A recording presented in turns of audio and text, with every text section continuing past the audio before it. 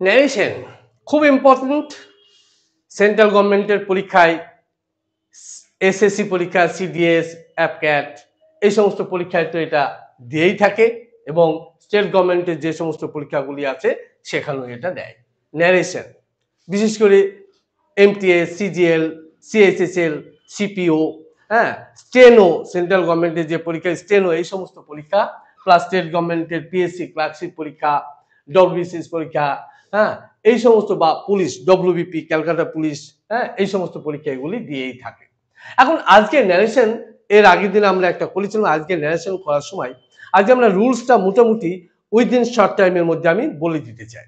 দেখো কি হবে, রিপোর্টিং ভার্ব, এখানে একটা কথা বলে, রিপোর্টিং ভার্ব হচ্ছে ইনভার্টেড কমার বাইরে থাকবে।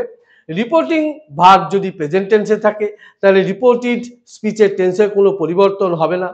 যদি রিপোর্টিং ভার্ব যদি প্রেজেন্ট টেন্সে হয় তাহলে কোনো পরিবর্তন হবে না। রিপোর্টিং ভার্ব যদি ফিউচার টেন্সে হয় তাহলে রিপোর্টেড স্পিচের টেন্সে কোনো পরিবর্তন হবে না। রিপোর্টেড স্পিচ, রিপোর্টিং ভার্ব যদি পাস্ট টেন্সে হয় এবং ইনভার্টেড কমার মধ্যে যদি চিরন্তন সত্য থাকে তাহলে সেটা কখনো পরিবর্তন হবে না। রিপোর্টিং ভার্ব যদি পাস্ট টেন্সে হয় তাহলে রিপোর্টেড স্পিচ অবশ্যই পাস্ট টেন্সে হবে, এটা মনে রাখতে হবে। আর একটা কথা, যদি ভেতরের অংশটা যদি প্রেজেন্ট ইনডিফিনিট হয় তাহলে কি হবে, পাস্ট ইনডিফিনিট। যদি ভেতরের অংশটা অর্থাৎ রিপোর্টেড স্পিচটা যদি প্রেজেন্ট কন্টিনিউয়াস হয় তাহলে কি হবে, পাস্ট কন্টিনিউয়াস। যদি প্রেজেন্ট পারফেক্ট হয় কি হবে, পাস্ট পারফেক্ট। যদি প্রেজেন্ট পারফেক্ট কন্টিনিউয়াস হয় তাহলে কি হবে, পাস্ট পারফেক্ট কন্টিনিউয়াস। যদি পাস্ট ইনডিফিনিট হয় তাহলে কি হবে, পাস্ট পারফেক্ট। যদি এইবার দেখো এইভাবে তোমাকে রুলসটা কিন্তু জানতে হবে।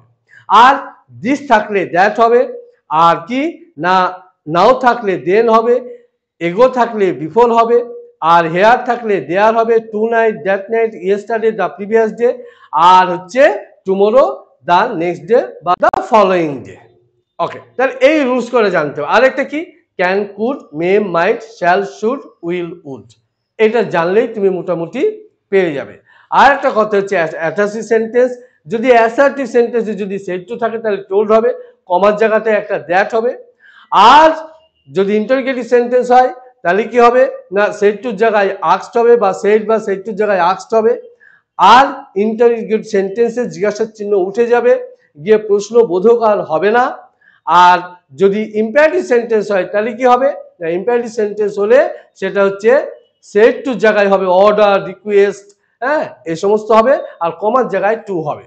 আর যদি এক্সক্লামেটরি সেন্টেন্স হয় তাহলে কি হবে, সেড টু বা সেইডের জায়গায় কি হবে, exclaim with joy, exclaim with sorrow, এগুলি হবে। আর কি কমার জায়গাটায় দ্যাট নেবে। আর আমরা ন্যারেশনটা কিভাবে করছি একটু দেখে নাও, ফলো দিস। দেখো এখানে কি আছে না, এখানে he said to me what can I do for you. তাহলে এই এখানে রিপোর্টিং ভার্ব, এখানে দেখো সেড টু আছে, সেড টু, তাহলে সেড টু কি আছে, পাস্ট আছে। এটা পাস্ট আছে মানে এটা পুরোটা কিন্তু পাস্টে হয়ে যাবে।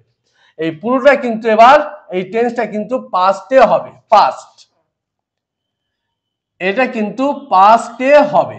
ওকে, তাহলে এবার হোয়াট আছে, হোয়াট কিন্তু থাকবে কিন্তু প্রশ্নবোধক হবে না, হোয়াট থাকবে কিন্তু প্রশ্নবোধক হবে না। তাহলে দেখো হি সেড টু আছে, তাহলে কি করব, হি আস্কড। আমরা নিচের থেকে করি, দেখো নিচ থেকে করছি। তাহলে শি সেড টু মি, তাহলে শি আস্কড মি, ঠিক আছে।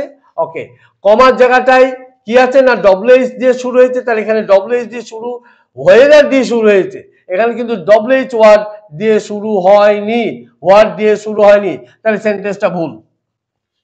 ব্যাপারটা বলতে পেরেছি? ওকে, তারপর দেখো হি সেড টু মি, এখানে শি সেড টু মি, তাহলে she asked, she said to me, তাহলে she asked me, comma, what দিয়ে শুরু হয়েছে, সাবজেক্ট এসে আইটা কি ফার্স্ট পারসন কাজটা চেঞ্জ হবে, সাবজেক্টের সাথে চেঞ্জ হবে, তাহলে কি শি, এখানে ক্যান কি হয়ে যাওয়ার কথা, কুড হচ্ছে না, দ্যাট ইজ রং।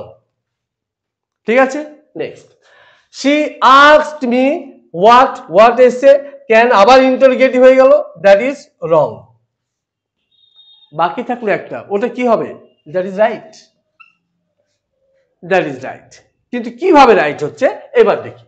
দেখো সেড টু জায়গায় কি নিচ্ছি, আস্ক নিচ্ছি। ওকে, ও ডব্লিউএইচ দিয়ে শুরু হয়েছে, তার ডব্লিউএইচ আছে, এরপর প্লেন সেন্টেন্স হবে, অ্যাসার্টিভ সেন্টেন্স হবে, ফার্স্ট পারসন কাজটা চেঞ্জ হয় সি এর সাথে, তাহলে আই মানে কে, সি। ক্যান কি হয়ে যাবে, could.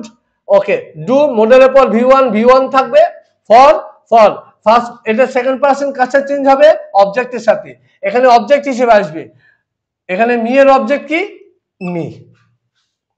So your answer is a. ভিডিওটি ফলো করো, হ্যাঁ, লাইক করো, শেয়ার করো এবং সাবস্ক্রাইব করতে ভুলো না। এইরকম ট্রিক্স তুমি পেতেই থাকবে।